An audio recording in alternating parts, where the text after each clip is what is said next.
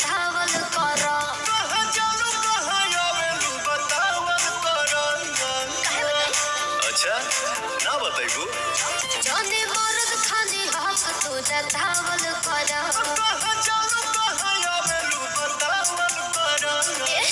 अभिले न लइका मानी होली खेले आइल बानी पूछे न ज्यादा सवाल। कहाँ रंगवा के आइलू साली हो सलवार वाला ले हो लाल।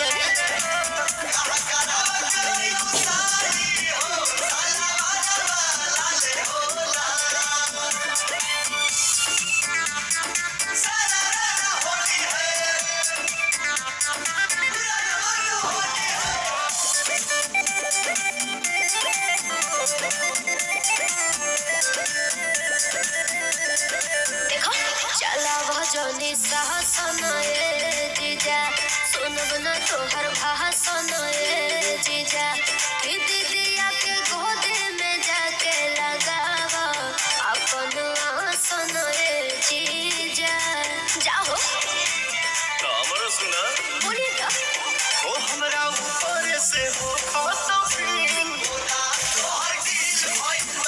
अही पड़ल बाटे देह बमबिल।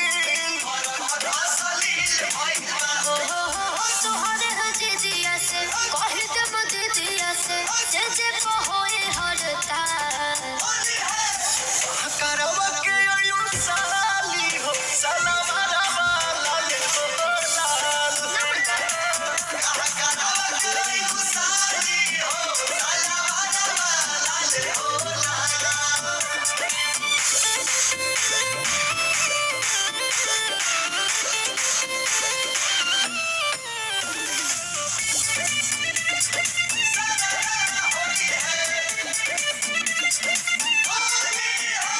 सटे के मन तोहरो करता एही से टेम्परेचर बढ़ता। जानिले तोहर नेचर कैसन बा एही से बड़ी जुआ डरता। नौ जाने लुछाव में भुला दू और रहे खीरू खानी चिकन तोहर साल। तो रंग घोर से फलेन ताहर ढोली। रोशन तेरी अंशु पवन हेरा में तू बाढ़ जवन साथ नहीं पूरी फिलहाल। कहाँ करवा के आइलू साली